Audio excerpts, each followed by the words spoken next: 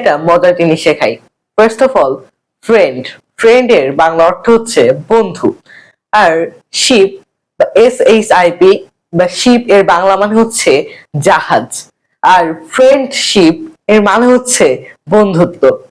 Number 2, hand hand এর মানে হচ্ছে হাত। আর সাম এর মানে হচ্ছে কিছু বা অল্প।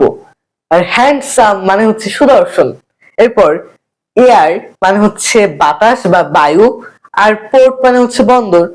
আর যখন আমরা একসাথে বলবো এয়ারপোর্ট, তখন হয়ে যাবে বিমানবন্দর। এরপরে আন্ডার আন্ডার মানে নিচে। আর স্ট্যান্ড মানে দাঁড়ানো। একসাথে বলতে হয় আন্ডারস্ট্যান্ড, যার মানে হচ্ছে বোঝা বা কোনো কিছু গ্রহণ করা। এরপর ব্রেক ব্রেক মানে হচ্ছে ভাঙা। আর ফাস্ট মানে হচ্ছে দ্রুত বা গতিশীল কোনো কিছু। একসাথে হলে হয় ব্রেকফাস্ট, যার অর্থ গিয়ে দাঁড়ায় সকালের নাস্তা বা সকালের খাবার। এরকম আপনাদের অনেক কিছু যদি জানা থাকে কমেন্টে জানাতে ভুলবেন না। সবাইকে ধন্যবাদ।